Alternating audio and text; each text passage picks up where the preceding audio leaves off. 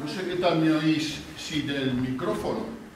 ¿Me oís bien? Pues no lo usamos, ¿vale? Sí, yo creo que es más sencillo así. Hola, ¿qué tal? Soy Ramón. Os voy a contar esto de cine antiguo.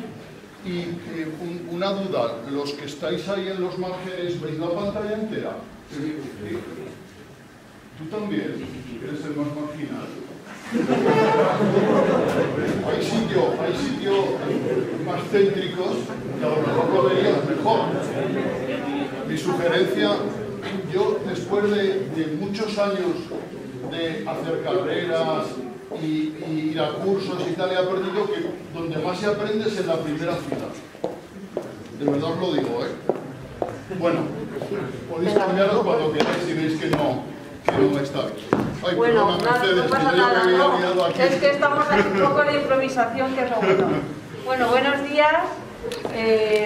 Estamos hoy en una conferencia porque estamos realizando unas jornadas que es la cultura de entreguerras, cuando finaliza la Primera Guerra Mundial y comienza la Segunda. Ayer hicimos un recorrido por la música y también por el arte, que vinieron compañeros vuestros, y hoy lo vamos a hacer con Ramón Bernadó a través del cine. Espero que os guste, él va a hacer su intervención y luego al término pues podréis establecer un diálogo, unas preguntas, conclusiones, reflexiones, lo que queráis hacerle llegar. Quería disculpar, Puri, la alcaldesa, quería haber venido a darte la bienvenida, a daros las gracias también a vosotros, a saludaros, pero está en una reunión y no puede salir. Entonces hago yo pues la presentación. Y nada, sobre todo que estéis atentos y que lo aprovechéis, porque la biblioteca lo que pretende es dar una pincelada y acercar otras culturas que si no de otra forma no sería posible. Aparte de tener el préstamo de libros y tener actividades, pues también nos gusta a veces innovar y arriesgar, como son con estas jornadas. Ramón es crítico de cine, tiene también un blog, hace también muchas críticas y muchos comentarios de tanto películas clásicas como todo lo que sale en el cine, las películas de estreno. Y nada, es un privilegio tenerle hoy aquí para que nos hagas este recorrido y nos introduzcas un poquito en cómo fue el cine en este periodo. Y no quiero entreteneros más, daros las gracias y un fuerte aplauso a Ramón. Cuando quieras.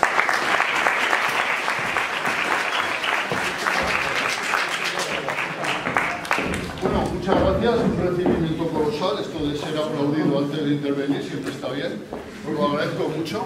Vamos a hacer primero un sondeo para ver cómo estáis de cine. A ver, ¿quién se considera de vosotros aficionado al cine? Que levante la mano. Hablo cine, series, todo lo que sea. No hay nadie aficionado al cine. Bueno, ya estoy desolado. Bueno, ¿quién ha visto algo de La Casa de Papel?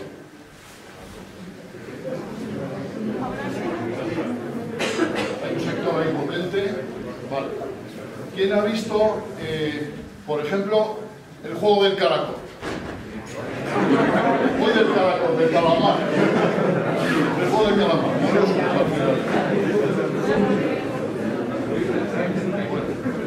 Y por ejemplo, Sex Education, ¿alguien lo ha visto? Un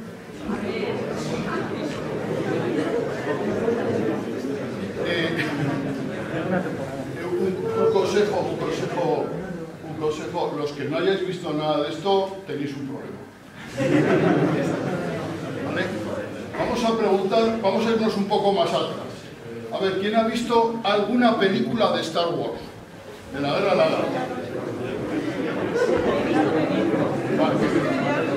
¿Quién ha visto alguna de Indiana Jones? Yéndonos más atrás. ¿Alguna de Indiana Jones? Vale. ¿Quién ha visto E.T.?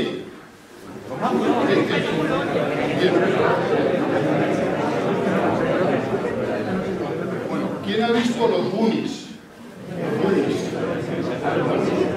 Vale. Podéis bajar la mano.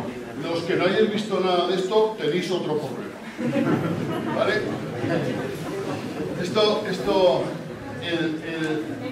la cultura popular, el mayor exponente de la cultura popular en nuestros días es el cine y las series, ¿no? Entonces, si uno vive en este mundo, uno puede aislarse del mundo, claro, perfectamente, todo es lícito, pero si uno vive en este mundo, tiene que estar al día de estas cosas. ¿Me explico? Eso es así. Entonces, mi recomendación es que el cine y las series te ayudan a ver la vida y te ayudan a aprender mucho. Nosotros vamos a irnos mucho, mucho más lejos. ¿Habéis visto alguna película de los años 20, 30? ¿Habéis visto, por ejemplo, alguna película de Charlotte, de Chaplin? ¿Ha visto alguien alguna película de Chaplin? Vale, un 2%. Vale. ¿Alguien sabe quién es Buster Keaton, por ejemplo? Buster Keaton, nadie. ¿Y John Ford? ¿Alguien ha oído hablar de John Ford, por ejemplo? John Ford. Bueno, pues vamos a ver. Vemos esto. Esto que os voy a poner, mira, vamos a hablar de los años 20 y 30 del cine, ¿no? Hablar de ese periodo es intentar hablar de ese periodo de cine en una hora, es como intentar llegar corriendo a Barcelona en una hora. Es imposible, ¿no? Entonces, ¿qué vamos a hacer? Pues dar unas pinceladas. Os voy a poner fotos, no os voy a poner otra cosa, ¿vale? Y yo os cuento. Esto es como un Instagram. Vamos a ver fotos ahí una detrás de otra, una detrás de otra. Eso, yo ahora ya no uso Instagram porque llegó un momento que me daba cuenta que todos los días perdía una hora viendo fotos como un tontico, ¿no? Y decía, bueno, pues es que ni leo, solo veo fotos. Entonces dejé de usarlo, pero prohibí, como hay que prohibirse a veces cosas en la vida, para no perder el tiempo, ¿no? Entonces, vamos a hacer eso, vamos a hacer un Instagram, vamos a ver fotos, yo os voy contando alguna cosa. Si algo os queda después de la sesión esta, pues bien está, ¿vale? Aprender. En esta época que vamos a hablar, años 20, años 30, son dos épocas muy diferentes. Los 20 son la Belle Époque, después de la Primera Guerra Mundial hay un periodo de crecimiento económico y de vida alegre, la vida alegre, se crea la Sociedad de Naciones, hay el optimismo ese de que no va a haber más guerras, cuestiones de esas que luego se truncan, viene el crash del 29, viene la crisis económica y viene en los años 30 el auge de los fascismos, ¿no? Yo os voy a hablar, esto por introducción, de todos estos temas, intentaremos hablar de todos estos temas. ¿Alguien tiene reloj, por cierto, de este normal? Vale, me avisas cuando llevemos media hora, ¿te parece? Y luego cuando llevemos una hora me avisas también, ¿vale? Bueno, la Belle Époque, ¿verdad? En la Belle Époque, estos años 20, los locos años 20, donde se bailaba el charleston y se llevaban faldas cortas, pues es París el centro de la cultura mundial. Es donde se reúnen las grandes figuras de la cultura del siglo XX, que están en esa época en París, ¿no? Luego, desgraciadamente, viene el crash del 29, viene y la época de los fascismos, el auge de los fascismos, de Mussolini, de Hitler, habéis oído hablar, de Franco también. Bueno, pues viene esa época un poco desgraciada, ¿no? Un poco no, muy desgraciada. Bueno, el cine lo inventan, por decirlo de alguna manera, los hermanos Lumière. Los hermanos Lumière, el 28 de diciembre de 1895, es una fecha histórica, se produce la primera proyección cinematográfica. Ya había habido experimentos, Edison, el kinetoscopio, etcétera, que habían hecho el cine, pero era un espectáculo individual. Y los hermanos Lumière lo componen para hacer un espectáculo colectivo, donde vaya la gente, se siente en una sala, en un café de París, y en una sala de proyecciones en un café de París, y se hace la primera proyección cinematográfica.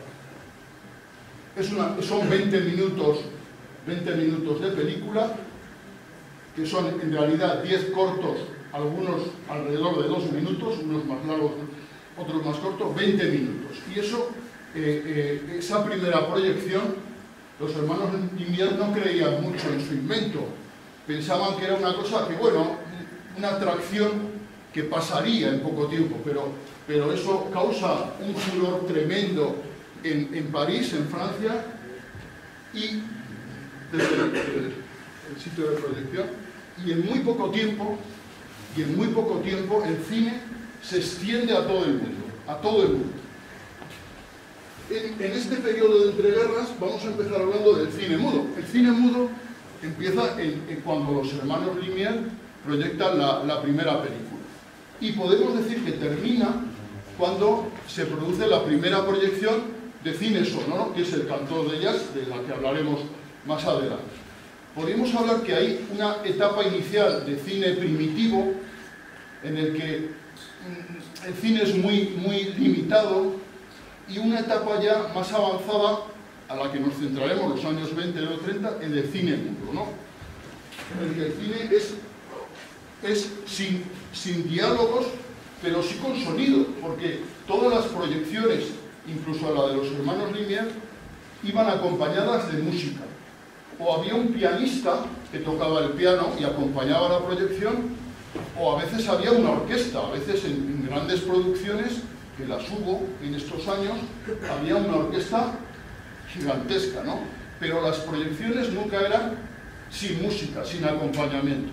Luego hablaremos más de cuando el cine, mira, estos tres personajes de aquí son tres personajes claves en la historia del cine, ¿no? Que hay que saber que existen porque son parte de la cultura, ¿no? De la cultura. Pues es Chaplin, Michael Keaton y Harold Lloyd. Veremos más adelante. Bueno, el cine de los años 20 empieza o desarrolla el slapstick. El slapstick es este cine en el que se pretendía la risa del espectador y en el que hay persecuciones, tartas y caídas. Eso es fundamentalmente el cine del slapstick se basa en eso.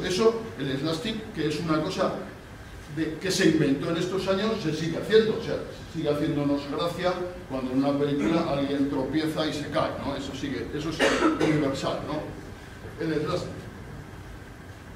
El gran creador de cine en Estados Unidos en esta época es este señor, Mack Sennett, que es un canadiense que se instala en California y que es un productor, actor y director. Hace de todo, ¿no? Y es el inventor de este género cinematográfico y de esas grandes producciones de esos años, de los años 20. Mack Sennett, quedaros con él. Y empieza dirigiendo, por ejemplo, a Chaplin. Los primeros cortos de Charlotte eran dirigidos por Mack Sennett, ¿no? Este es Buster Keaton. Buster Keaton también empieza con Mack Sennett. Buster Keaton y Chaplin, más adelante ellos hacen sus propias películas. Se vuelven productores y directores también de sus propias películas. Porque la popularidad de estos personajes a nivel universal era absoluta. No había nadie en el mundo que no supiera quién era Chaplin o quién era Buster Keaton. Nadie. O sea, es un fenómeno universal, ¿no? El poder del cine. El cine que empieza en París, en una sala de proyección, en los años 20 había salas de proyección, en cualquier ciudad del mundo había salas de proyección. En Estados Unidos había miles de salas de proyección de cine. La gente iba al cine en masa, no era una cosa minoritaria, iba la gente en masa al cine y se producían muchísimas películas, muchísimas, ¿vale? De las que lamentablemente muchas pues se han perdido, ¿no? Porque el cine entonces no era digital, lógicamente era en película de celuloide y eso se degrada con el tiempo. Por ejemplo, el cine que se conserva en España antiguo se guarda en la Filmoteca Nacional y hay una especie de búnkeres en los subterráneos que lo conservan refrigerado a una temperatura constante para que ese material que ha quedado se pueda conservar. Uy, ¿y esto? Julián, tenemos un problema.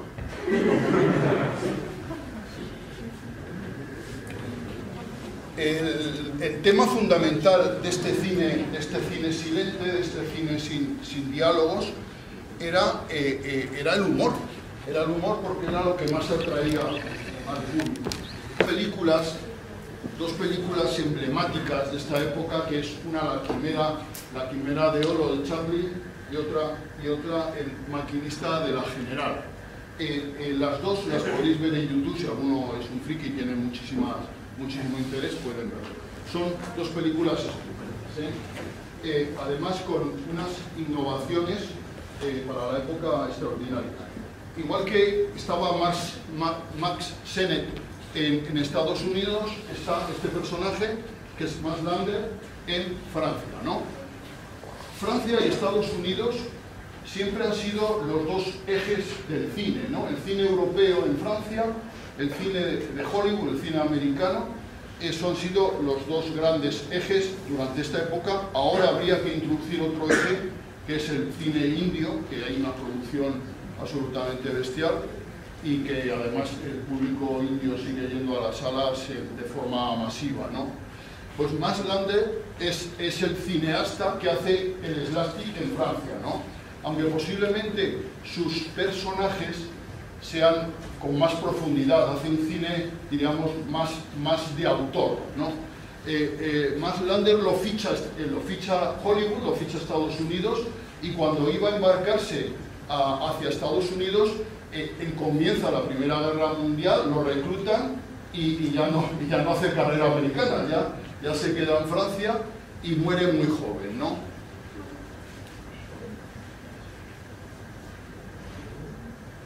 Bueno, este es el cine. Esto es de Max Sennett. Había una sección de su cine que se dedicaba a un grupo de policías, siempre salía un grupo numerosísimo de policías que hacían persecuciones y que era en sí mismo un conjunto cómico, ¿no? Luego había actores que adquirieron una fama estupenda, como este actor. Este actor además tiene una biografía muy interesante, porque se vio metido en un lío de violación y tal. Aquella época era una época, diríamos, convulsa en el mundo de las estrellas de Hollywood, del Hollywood naciente. Tenía mucho éxito. Otro de estos famosos de la época. El cine de Max Sennett siempre intenta buscar la comicidad como sea, y por eso presenta a personajes que se supone que son graciosos. Ahora, políticamente, esto sería de lo más incorrecto, ¿no?, en la actualidad. Y Max Swain es el malo de las películas de Chaplin. Chaplin siempre representa en sus películas al hombre, al ciudadano medio, víctima de la sociedad y de los poderosos. Es un cine que es cómico, pero que tiene un fondo social. Chaplin siempre da un fondo social a sus películas, ¿no? Y este es el malo de las películas de Chaplin, y siempre Chaplin, a pesar de que es el personaje débil contra este forzudo, pues es el que termina victorioso, ¿no? Y en las películas, en las de Chaplin, esta actriz era frecuentísima, era la damisela a la que Chaplin corteja de manera generalmente bastante torpe, y al final pues terminan juntos, porque las películas de Hollywood siempre han terminado bien. Max Sennett aquí, con sus excentricidades, estos actores, directores de la época se hacían multimillonarios, porque es que sus películas tenían un éxito atroz, se vendían en todo el mundo y ganaban muchísimo dinero, ¿vale? Entonces, lo del león, el león no sé si será un trucaje, pero... Y bueno, y aquí vemos a Chaplin. Chaplin, en realidad, esto lo hemos hablado muchas veces, aficionados al cine, siempre hacía un solo papel, él hacía un solo personaje, ¿no? Y entonces al público le gustaba ver el mismo personaje siempre, haciendo siempre las mismas cosas. En realidad los argumentos de Chaplin en la época esta de los años 20 variaban muy poco, ¿no? Esto es lo policía, ¿no? Típico. A mí esta escena me encanta, ¿no? Porque esto es muy de Chaplin, ¿no? El hombre contra el sistema, ¿no? Fíjate, Chaplin ahí, y los termina encerrando todos y tira la llave. A mí me encanta el detalle este. bueno, lo que os decía, el cuerpo este de policía, ¿no? que hacían un grupo cómico, ¿no?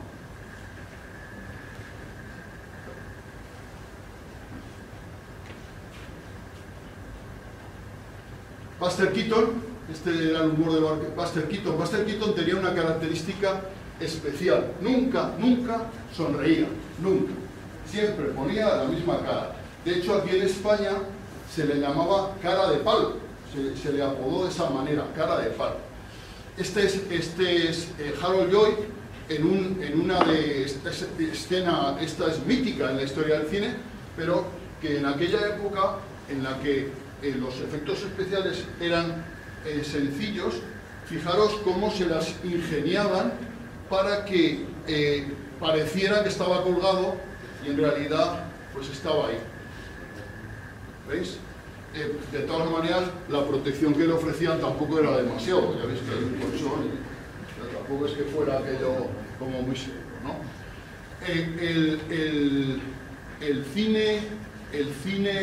El slapstick ocupa casi todo el volumen de películas de la época, pero en esa época también se hicieron películas dramáticas,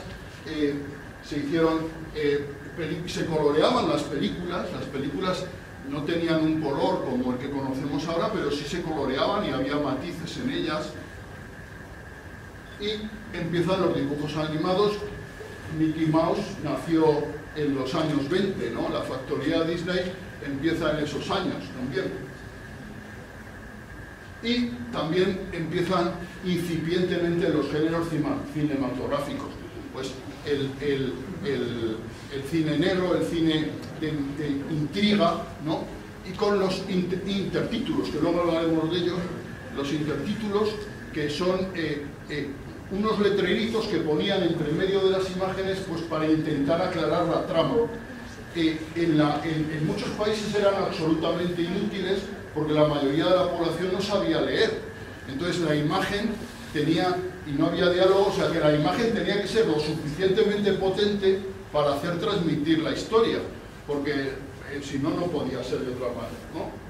Los intertítulos, la mayoría eran innecesarios, a mi modo de ver, porque la trama se entendía bien, pero fueron adquiriendo, conforme las tramas se complicaban y las historias no eran tan habituales como las que Chaplin o Keaton, que simplemente eran visuales, se empezaron a utilizar. Y también cierto cine, por ejemplo, luego hablamos del expresionismo alemán, utilizó intertítulos, diríamos, que fueran acorde con el estilo de la película, ¿no? Como ocurre aquí. El gabinete del Dr. Geisler.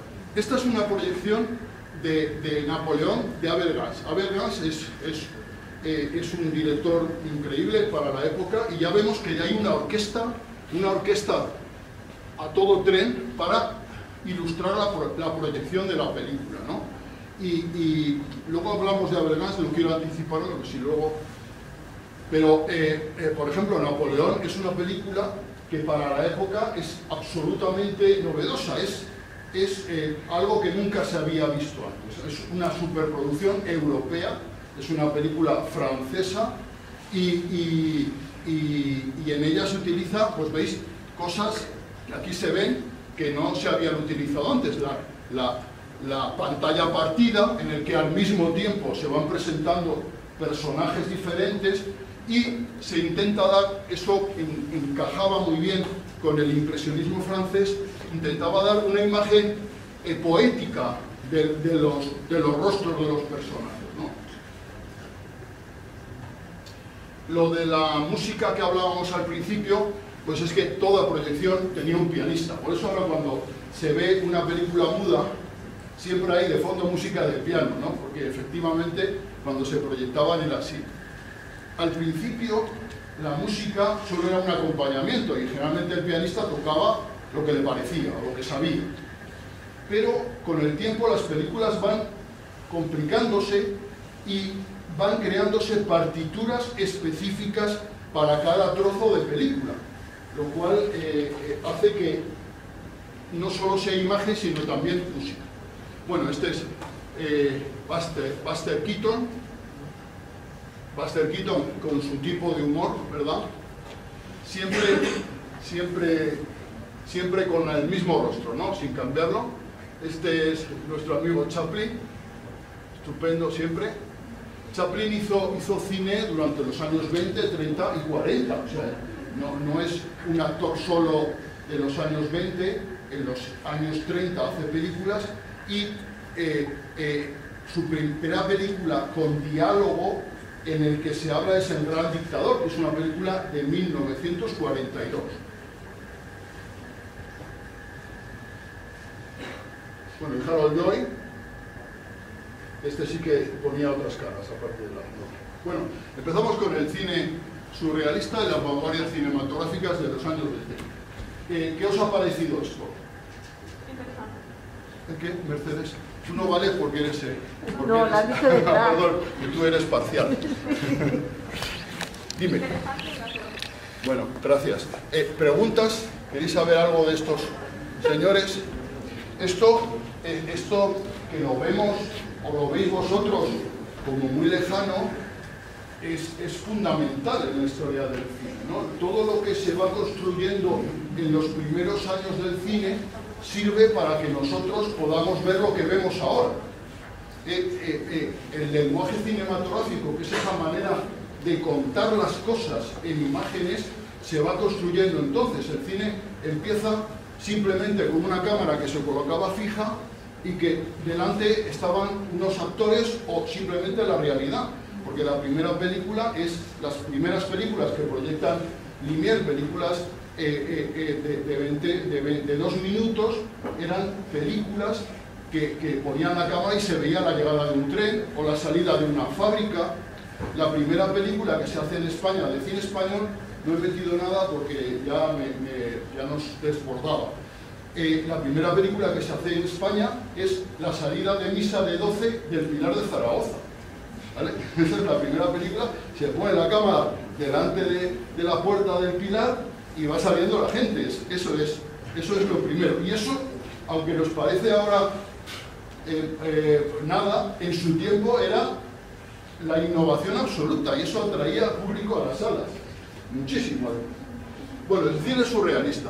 El surrealismo nace en los años 20, es una corriente estética, es una corriente ideológica también, y el cine también se hace surrealista. Además tenemos nosotros el honor de tener el director español más surrealista y más importante del cine en la historia del cine es Luis Buñuel, que es un aragonés, y cambia esto que hablábamos del slapstick en el cine, en este cine innovador cambian los temas totalmente. Tenemos a Chaplin por un lado, pero tenemos en este cine, vamos a hablar de Metrópolis, cine de ciencia ficción, y vamos a hablar del primer Drácula, cine de terror. El cine surrealista juega con lo que pretende es transgredir las normas estéticas que había en el momento, deja a un lado totalmente la narración lineal, esto que conocemos todos, inicio, nudo, desenlace, una historia que termina y acaba.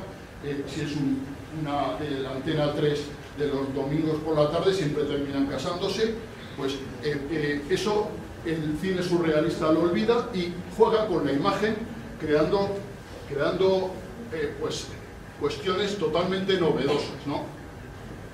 Las vanguardias. Bueno, Munch, Grito, ¿vale? Bueno, mira, Griffith. Vamos a hablar de Griffith. Griffith no es surrealista, no es vanguardista, pero Edward W. Griffith es el director americano más innovador en los años 20. Hace una película que es El nacimiento de una nación, que es una película que ha pasado a los anales de la historia. Es una película racista y absolutamente racista, que ridiculiza a los negros, que habla de la guerra de secesión americana, ¿verdad? Y que apoya al Ku Klux Klan. Es además un panfleto en apoyo al Ku Klux Klan. Pero Griffith hace una innovación en su narración extraordinaria. Primero, saca las cámaras y rueda grandes grupos de gente en la calle. La mayoría de las películas mudas eran en estudio. Eran el estudio, la cámara, poco más. Griffith no, Griffith graba grandes escenas, grandes movimientos de actores, de figurantes, y rueda en la calle. Utiliza cosas totalmente novedosas en el montaje, en la narración. Griffith es un innovador, pero crea un sistema de cine clásico. Y el surrealismo, las vanguardias, van en contra de esa linealidad de la narración que representa Griffith. No sé si me entendéis, yo digo esto y... Sí, bueno. Bueno, Louis Denis es el impresionismo artístico. Esto voy muy rápido. El impresionismo francés es un movimiento artístico en el que pretende dotar al cine de poesía, de un contenido estético, sentimental y poético, ¿vale? Y crea el concepto de la fotogenia. La fotogenia simplemente es que la imagen de algo, de una cosa o de una persona, se le da un contenido diferente al que podemos ver habitualmente. Un contenido que puede ser poético, que puede ser estético. En eso parte el impresionismo francés. Y entonces pues utiliza, ya veis, pues un rostro humano, pues utiliza filtros, a veces tules, cosas hay muchas imágenes en las que simplemente al objetivo se le coloca alrededor un poco de vaselina, de cera, y eso deforma el exterior. Ese tipo de trucos para crear en el espectador la sensación de que lo que está viendo es algo poético. Vale. Napoleón de Abel Gance, Napoleón, un gusto por los sueros. Vale. Es una película en la que la estética es muy innovadora, ¿vale? Es diríamos, una inmensa superproducción para la época, en la que ya veis que se hacen escenarios tremendos, pantalla partida en la que se van viendo, por ejemplo, el rostro de Napoleón, un trozo de la batalla y otro trozo de la batalla, o sea, se van combinando escenas en la misma imagen para causar impresión al espectador, y luego se crean elementos, ya lo veis, bizarros incluso. Bueno, el cine surrealista le gusta la provocación, le gusta además crear imágenes novedosas. Esto es una imagen muy característica. Bueno, aquí vemos a Dalí. Dalí, ¿sabéis quién es? ¿Alguien sabe quién es Dalí? ¿Nadie sabe quién es Dalí? Los profesores sí, imagino, ¿no? Bueno, menos mal. Bueno, pues Dalí es un pintor del siglo XX, es un pintor surrealista y aunque su obra la desarrolló en España, es uno de los grandes pintores. Luego hablamos un poco más de Dalí. André Breton es famoso porque hizo el manifiesto surrealista. Y es una especie aunque John Apollinaire posiblemente sea el primer surrealista, pero el manifiesto surrealista lo publica André Breton, y es parte de los principios, por ir rápido, que os he ido contando. Bueno, vamos a entrar. Estas imágenes que vemos son de la Edad de Oro, del perro andaluz. Vale, mirad.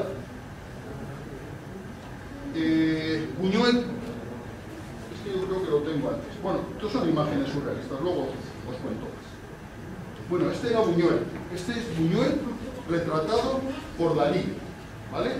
Buñuel es un aragonés de Calanda que nace en el año 1900, que es un tío rudo, que se dedica a hacer boxeo, que es un tío provocador, ¿verdad? Rudo, que viaja a París, porque París era el centro de la cultura en el mundo, y cualquiera que quisiera aprender y prosperar en la cultura se iba a París. Y Buñuel revoluciona el mundo de la cinematografía con dos películas Un perro andaluz y La edad de oro. Películas que hace una un año y otra a los pocos meses, ¿vale? Este era Buñuel de mayor. Buñuel tuvo una carrera cinematográfica muy larga.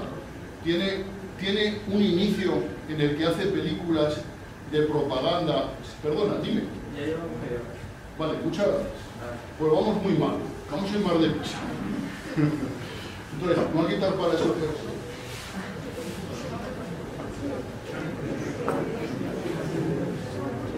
Bueno, os cuento de Buñuel. Buñuel revoluciona el mundo del cine con su película El perro andaluz. Un perro andaluz la hacen entre Dalí y Buñuel. Dalí y Buñuel dicen, vamos a hacer una película que no tenga nada que ver con lo que se ha hecho hasta ahora. Vamos a hacer algo totalmente diferente. Y parte de un principio, no vamos a hacer un guión, vamos a montar escenas que se nos vayan ocurriendo. Y la leyenda dice, bueno, es lo que fomentaban ellos, que por cierto eran muy de fomentar leyendas, que ellos decían, vamos a hacer una cosa, lanzamos una idea y si el otro no la rebate en 3 segundos, va adelante. Y entonces, el perro andaluz es una sucesión de imágenes en las que se ven pues, escenas lujuriosas, en las que se ve a unos curas arrastrando unos burros muertos, ¿verdad? En las que se ve cómo salen hormigas de una mano, en el que hay fundidos de imágenes, en el que algo totalmente innovador, rompedor y que no tiene una trama.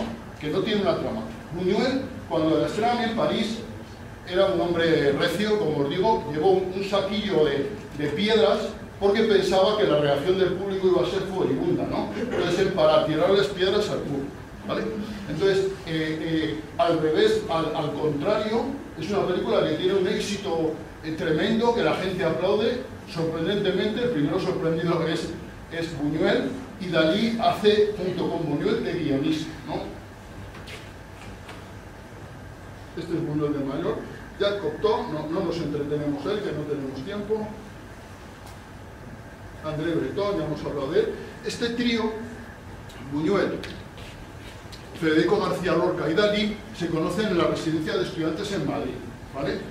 Son, aunque no los conozcáis, de verdad os lo digo, que son personajes fundamentales en la historia de la cultura del siglo XX español y universal, y se hacen muy amigos. Aquí vemos a Buñuel con Dalí, aquí a Federico García Lorca y Buñuel. El perro andaluz, que ya hemos comentado. Os pongo solo unos fotogramas del perro andaluz. El perro andaluz no tiene guión, ¿vale? Eso que quede claro, no es una película que podamos ver convencionalmente. Vale. No os digo más porque tenemos poco tiempo, vamos muy mal. Vamos a intentar hablar del expresionismo alemán. Mira, todas estas cosas suceden a la vez. Estos años 20 tenemos cine mudo, tenemos por otro lado cine surrealista, y en Alemania se genera el expresionismo alemán. El expresionismo alemán, que es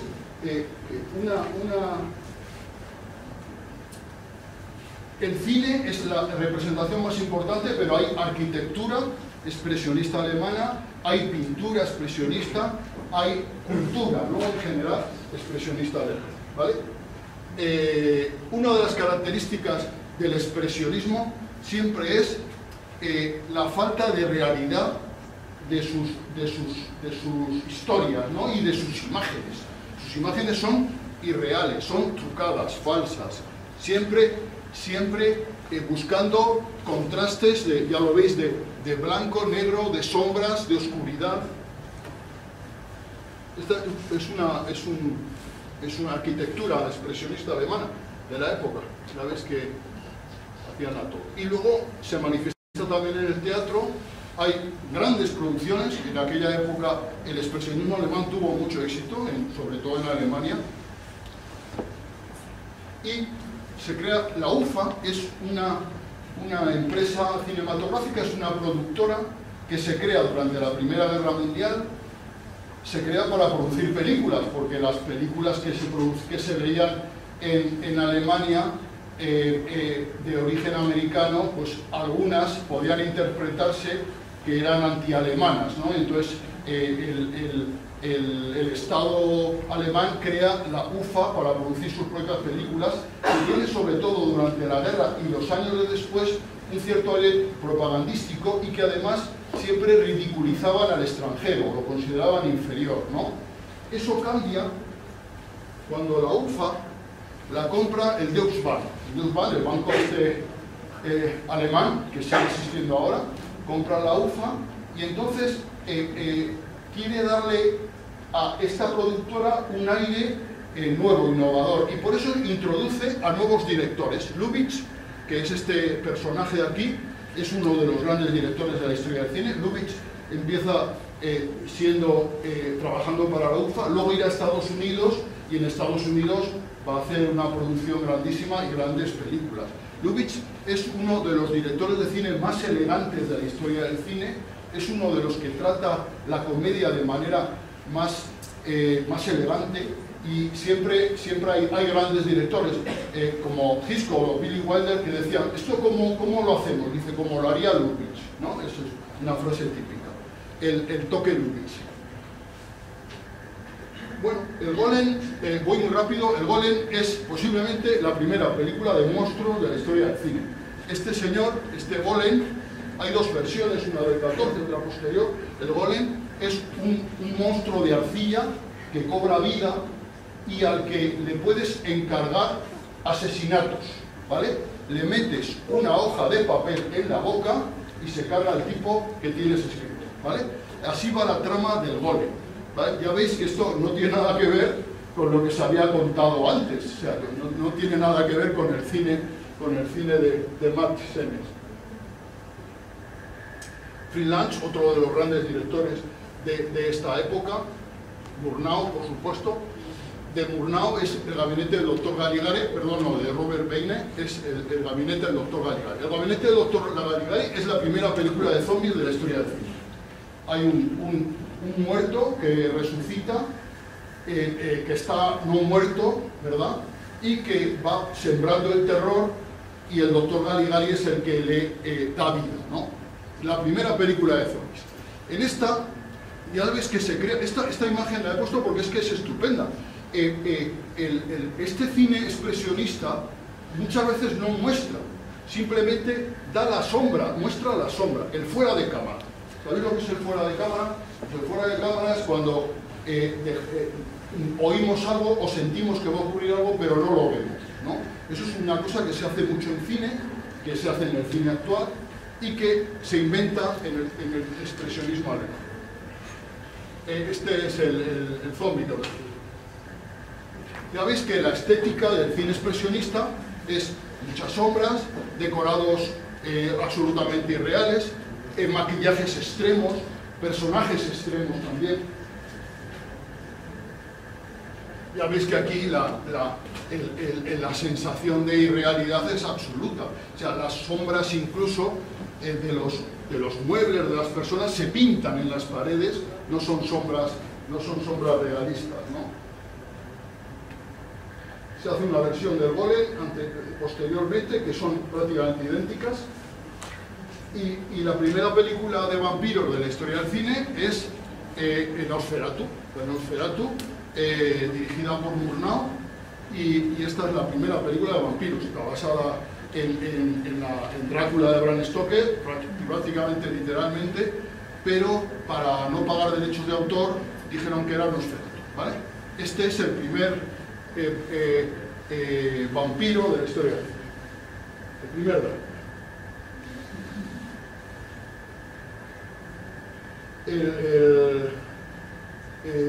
Bueno, el doctor, vamos a ir pasárnoslo, más películas.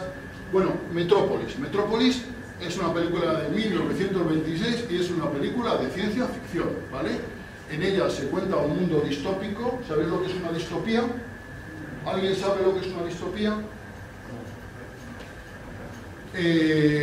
Bueno, no en este momento, pero lo voy a explicar. La distopía es cuando se cuenta algo que no ha sucedido, pero que podría suceder, ¿no? Un mundo diferente, un mundo totalmente ajeno a la realidad, pero que podría ser, ¿no? Que podría ser.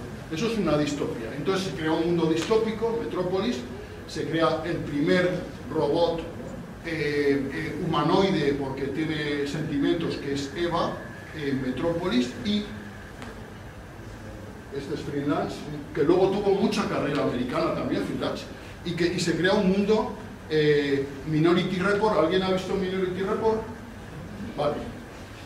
Pues bueno, Minority Report es una película de ciencia ficción con Tom Cruise, se inspira claramente, bueno, en muchísimas películas, la mayoría de las películas de ciencia ficción posteriores se inspiran en esta creación de este mundo distópico, ¿no? En este mundo distópico en el que las clases sociales elevadas viven en la superficie y en el subsuelo viven los desprotegidos, ¿no? Bueno, las influencias del expresionismo alemán son grandísimas. Esto, ¿sabéis qué es esto? ¿Habéis visto esto alguna vez? Esto es una película de Hitchcock, de Psicosis, una escena emblemática también del cine, en el que esto está basado en, claramente, Hitchcock posiblemente fue el director que mejor ha manejado el lenguaje cinematográfico, y esta escena está basada claramente en el expresionismo alemán. Esto es perfectamente así. Es un asesinato. O Blade Runner, ¿alguien ha visto Blade Runner? Vale, pues Blade Runner, que también es una película de ciencia ficción emblemática de Ridley Scott de los años 80, pues también tiene claras influencias en el expresionismo alemán, ¿vale? Vale, pues después en 1927 sale a la luz El Cantor de Jazz. El Cantor de Jazz, que se considera la primera película hablada de la historia del cine. Había habido películas anteriores en las que ya había música, incluso había narradores. El cine japonés siempre metía un narrador que contaba la película. Incluso había actores que doblaban en directo, en las grandes proyecciones, a los actores que salían en pantalla. Pero la primera película que incorpora música y diálogos directamente es El Cantor de Jazz, ¿vale? El Cantor de Jazz, que no es una película buena, pero que marca el inicio del cine sonoro. Mira, esto lo hace la Warner. Había muchos estudios que ya tenían la tecnología para hacer cine hablado, ¿no? Lenin da al cine una importancia fundamental como método de formación revolucionaria, y el cine se convierte en un arma política. Y Lenin además pretende que ese cine sea diferente al que se vende en Estados Unidos, que es el enemigo capitalista del cine soviético, es el cine de Hollywood.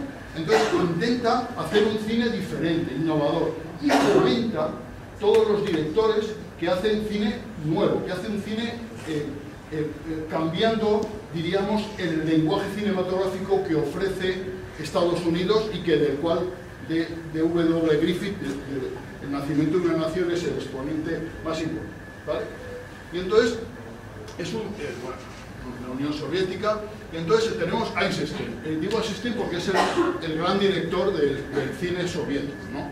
Este cine pretende no dar el protagonismo a un personaje, a un protagonista, que es lo que es el principio básico de cualquier película, es que haya un protagonista que es el que lleve la historia, ¿no? Y con el que más o menos te puedes identificar. El cine soviético es un cine que pretende dar protagonismo a la masa, al pueblo, en el que no hay ningún personaje, sí que lo hay, pero no debe de sobresalir respecto a lo general, ¿no? Ese concepto de dar, y es un cine además que pretende impresionar al espectador, causar sensaciones intensas en el espectador, y por eso crea el concepto de montaje. Esto que vemos aquí, estos son escenas. Ahora os pondré el corte de la escalera. Esta es de una película del acorazado Potemkin, que eso no habéis visto nadie, ¿verdad?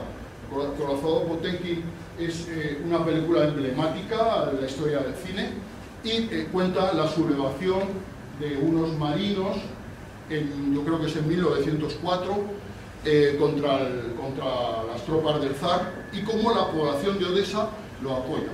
Y en Odessa se produce una manifestación que es reprimida a sangre y fuego por los cosacos, ¿no? Y estas son escenas ya veis, planos totalmente diferentes, primeros planos, planos contrapicados, picados. Ya sabéis que cuando la cámara se pone arriba, hace un plano así, eso se llama un contrapicado, que diga un picado. Y cuando la cámara se pone abajo, es un contrapicado, ¿verdad? Ya veis que utiliza diferentes. Eisenstein es el gran genio. Eisenstein, luego viene Stalin en el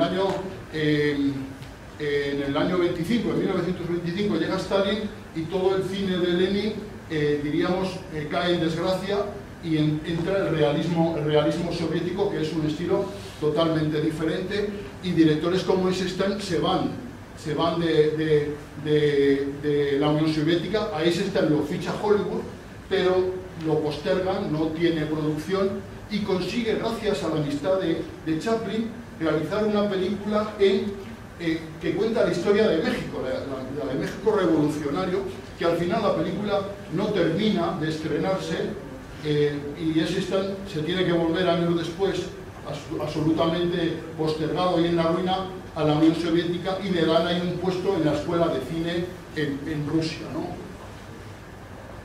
El obrero como protagonista, ¿no?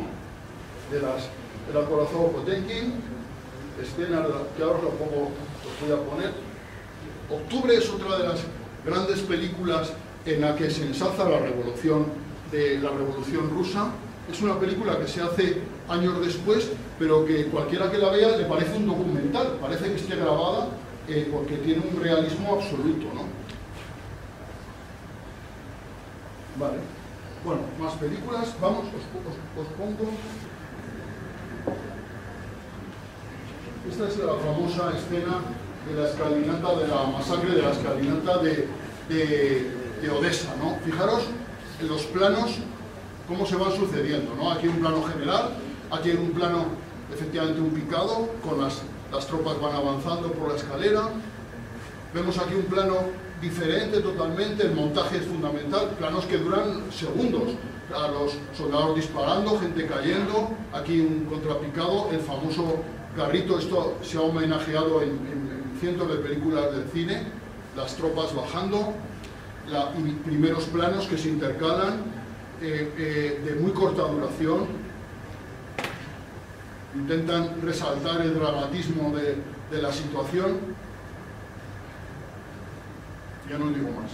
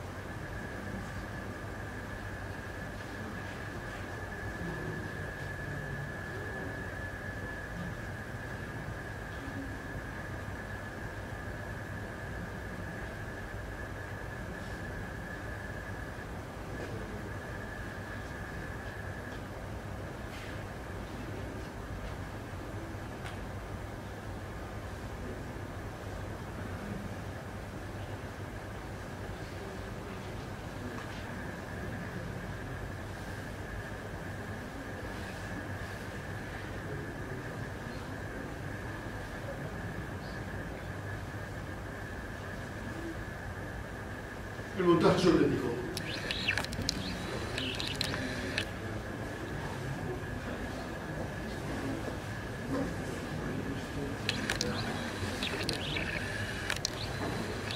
Vale, pues vayamos rápido.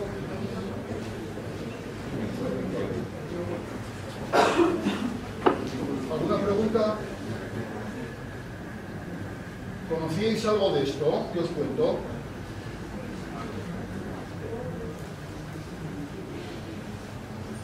Bueno, me he dejado de contar antes, pero ya no da tiempo, no vuelvo a ver. Si no...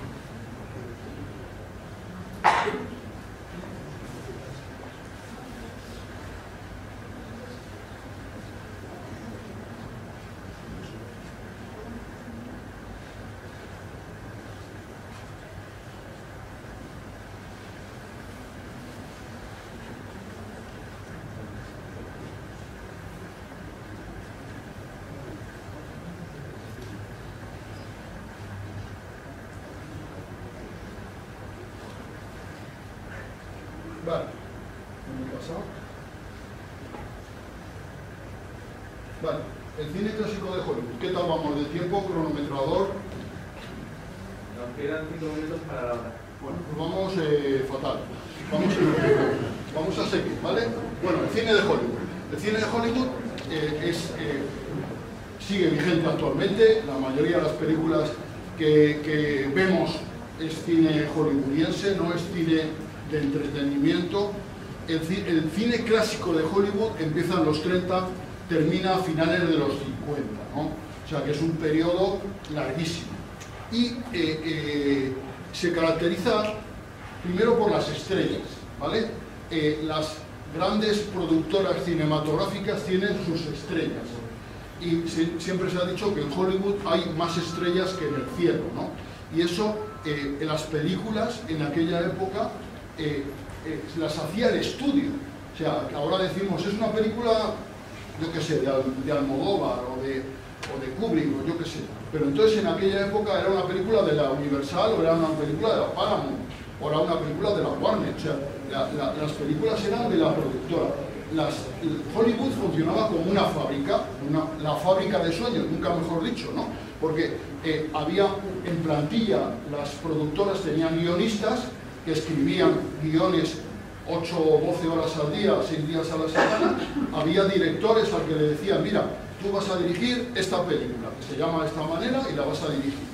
Y había los actores que estaban en plantilla, no se fichaban para cada película, sino Hollywood tenía sus actores en plantilla y le decían, pues bueno, yo qué sé, Bette Davis y Jack Lemmon vais a protagonizar tal película, pues ya está. El estudio lo decidía absolutamente todo.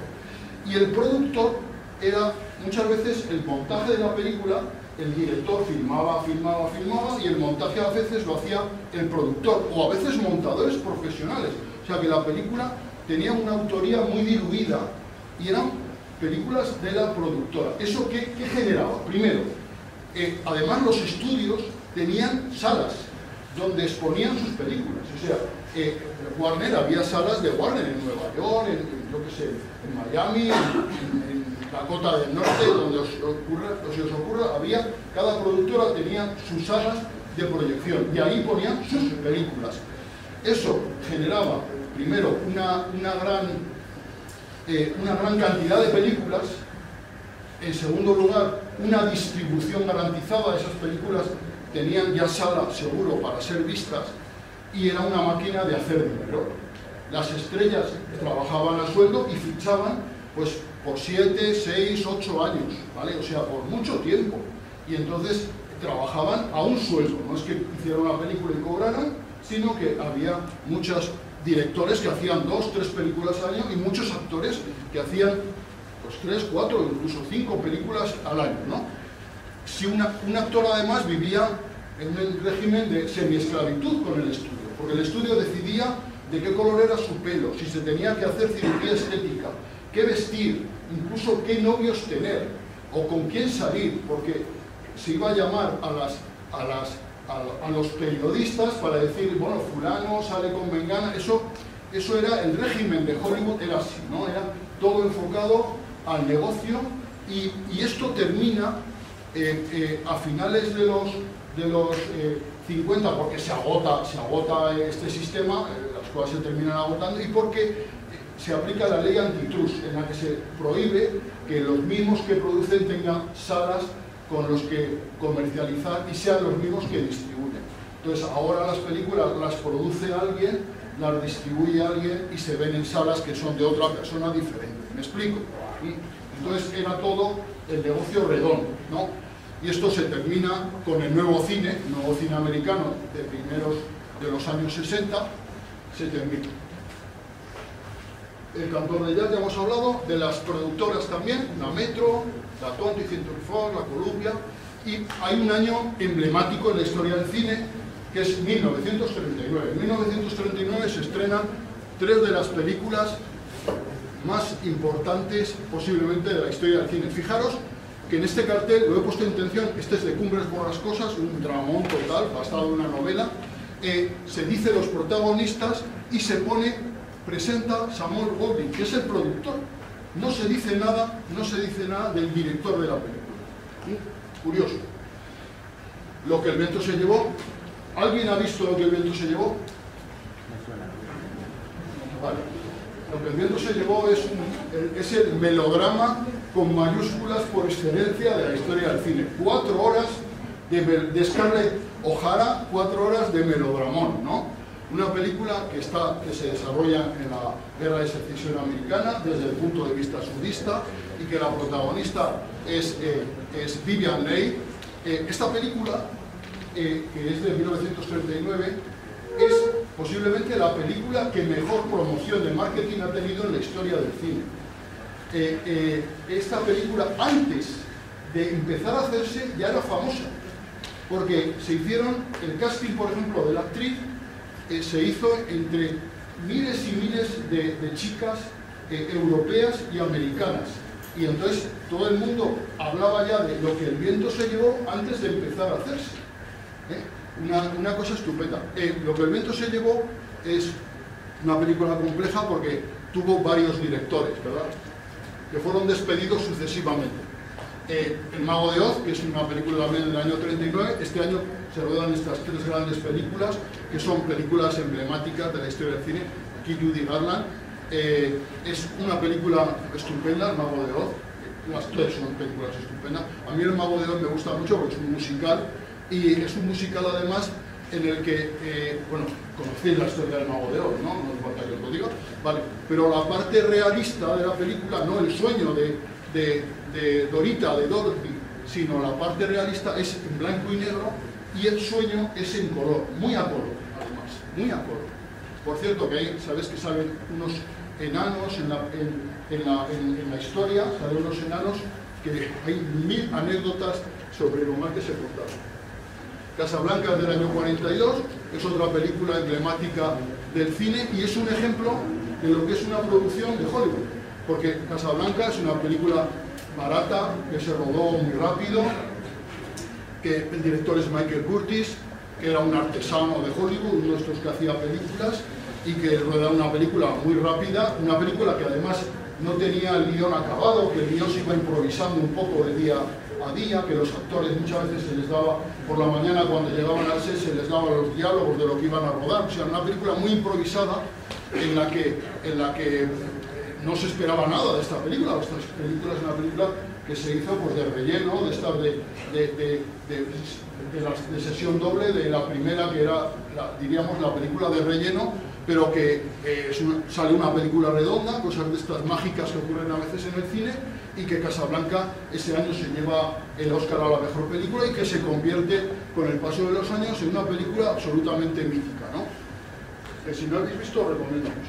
Uno de los grandes directores de esta época del cine es John Ford. John Ford es un director que empieza en el cine mudo y hace su última película en los años 80, 50 años haciendo cine. Hace más de 100 películas, posiblemente es el director de prestigio que más películas ha hecho en la historia del cine. John Ford era un director que se consideraba un artesano, un buen director, pero cuando llega un momento francés, que es la Nouvelle Vague, con Truffaut, etc., son los que dan importancia a este tipo de directores, ¿vale? Y John Ford era un hombre también de estos de armas tomar, y hizo muchos western. Él se presentaba: soy John Ford y hago western, ¿no? Era su frase favorita. Howard Hawks es otro de los grandes directores del Hollywood clásico, igual que Ford hace películas durante muchos años, y los dos son grandes amigos. La Diligencia es una de las películas míticas de la historia del cine, también del año 39. Entonces, fijaros, el año 39, qué buen año. La Diligencia es un western, una película del oeste, ¿vale? Típica, tópica. Pero Ford imprime a esta película personalidad a cada uno de sus personajes. En el cine el western suele ser muy simplista, hay un bueno, unos malos, con poca profundidad, y Ford imprime por primera vez a todos los personajes un pasado, les da unas características especiales y realiza una película estupenda, con Tom Waits de protagonista. Hitchcock, que es otro de los grandes directores de la historia del cine, Hitchcock también empieza haciendo cine mudo en Inglaterra. En Inglaterra, antes de empezar la Segunda Guerra Mundial, viaja a Estados Unidos, su primera película es Rebecca, que es del año 41, y Hitchcock es posiblemente el director que mejor ha manejado el lenguaje cinematográfico. Es el gran director, ha hecho un montón de películas, todas excelentes y algunas muy míticas. Que además, una de sus características es que siempre salía en sus películas, aunque fuera un pequeño cameo, y un gran misógino, y además que siempre a sus rubias, él siempre sacaba a una chica rubia protagonizando sus películas, absolutamente la torturaba, ¿no? Las estrellas, lo que hablábamos, este es el paseo de la fama de Hollywood, ¿verdad? Las estrellas eran el elemento fundamental del cine de junio. Billy Wilder, otro de los grandísimos directores de la historia del cine, este era de origen judío, este era austriaco, antes de que empiece el gobierno nazi en Alemania, huye de Alemania, se instala en Estados Unidos. Este estudió Derecho, Billy Wilder estudia Derecho, no le gusta lo del Derecho, se dedica a reportero y luego se mete en el mundo del cine y empieza a hacer películas en Alemania, se tiene que exiliar y llega a Estados Unidos y trabaja en el cine de todo, de chico de los recados, de ayudante de dirección, y un día, un poco por casualidad, le dicen que dirija esta película, le dan esa oportunidad y se convierte en uno de los grandes directores de la historia del cine. Billy Wilder además tiene la característica que ha hecho películas de todo tipo, ha hecho comedias, ha hecho drama y ha hecho también grandes películas como esta, que es un thriller, una película de intriga maravillosa, de una Barbara Stanwyck que está formidable, El crepúsculo de los dioses, una película que habla sobre el crepúsculo de los dioses, esos grandes actores de la historia de Hollywood, del cine mudo, que luego, cuando llegó el sonoro, prácticamente desaparecieron, ¿verdad? Bueno, con faldas y a lo loco. ¿Alguien ha visto alguna con faldas y a lo loco? ¿No? Bueno, pues tenéis eso pendiente. El apartamento, por su Testigo de Cargo, que es una película que a mí me entusiasma, que es una película de juicios, ¿verdad? Con un Charles Lawton maravilloso haciendo de abogado defensor, Marlene Dietrich. Este es Frank Capra. Frank Capra es también un director de origen europeo, que es el que mejor ha representado al americano medio y el espíritu ese americano en la historia del cine, ¿no? Frank Capra. De Frank Capra, pues Suicidio de una noche, o Horizontes perdidos, o Vive como quieras, o El secreto de vivir, Caballero sin espada, y Qué bello es vivir. ¿Alguien ha visto Qué bello es vivir? ¿No lo habéis visto? Pues sinfonía. Qué bello es vivir es la película más vista en la historia del cine. ¿Por qué? Porque la productora se olvidó de registrar los derechos de autor de la película. Y entonces es una película que desde que salió prácticamente es de exhibición libre.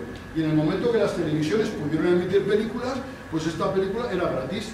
Y la emitieron 1000 veces. Es rara la Navidad en la que no la podemos ver en alguna de las pantallas en nuestras teles, ¿no? Aparte de eso, aparte de esa anécdota, es una película extraordinaria, es una película fantástica, ¿no? En la que a un individuo que está en la absoluta desgracia se le aparece un ángel, ¿no? Es una película fantástica. Fantástica porque es fantástica de fantasía, pero también es fantástica porque es estupenda, ¿verdad? James Stewart es uno de los actores que más trabajó con Frank Capra y que representa a ese americano bueno, ¿no? A ese americano íntegro, ¿verdad? El cine de Capra era un cine, aunque era un cine buenista, era un cine muy social, porque siempre era el americano indefenso ante el perjuicio de la riqueza, de la sociedad, de los poderes, sobre todo económicos, ¿no? Qué bello es vivir. Si no lo habéis visto, la veréis, porque seguro ahí está estupendo. Bueno, este ya hemos hablado antes de él. Este es Howard Hawks, ya de más mayor. Bueno, película de Howard Hawks. Y bueno, y un poco más que decir, ¿no? ¿Qué pasa aquí? Pues nada, que terminamos. El cine de Hollywood, para terminar, el cine de Hollywood que empieza en los años 30, pero que va a durar hasta el cine clásico de Hollywood hasta los años finales de los 50. ¿Qué tal vamos de tiempo, cronometrador? Pues hemos pasado de la hora 5 minutos. Solo 5 minutos, pues vamos, por favor, preguntadme algo. ¿Tienes alguna pregunta? Sí que tiene, sí que tiene. ¿Qué os ha parecido esto? No conocíais nada de esto, todo esto es nuevo para vosotros. La mayor parte ¿Alguno ha visto alguna de estas películas que hemos mencionado? Bueno, de Chaplin sí que habéis visto alguna, ¿no? ¿O no? ¿Alguien ha visto alguna película de Chaplin? ¿Sí? Levantad la mano, a ver, los que habéis visto alguna. Bueno. Oye, y del Gordo y el Flaco, ¿no? He hablado de Stan Laurel y Oliver Hardy. ¿Del Gordo y el Flaco habéis visto alguna película? Sí.